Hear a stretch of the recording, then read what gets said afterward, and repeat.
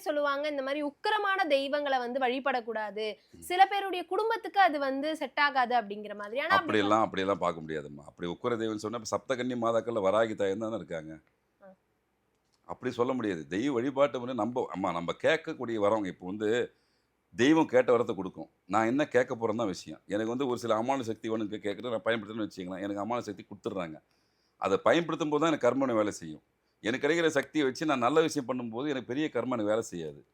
ஆனா, நான் அத வந்து வேற வகையில என்னுடைய சுயநலத்துக்காக பயன்படுத்தும்போது, அந்த கர்மா என்னையும் தாக்கும், என்னுடைய குடும்பத்தையும் தாக்கும், என்னுடைய வம்சத்தையும் தாக்கும்.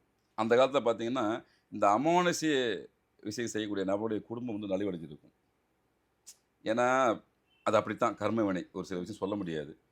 அவங்க செய்த வினைய அவங்க அனுபவிச்சு தான் தீரணும்.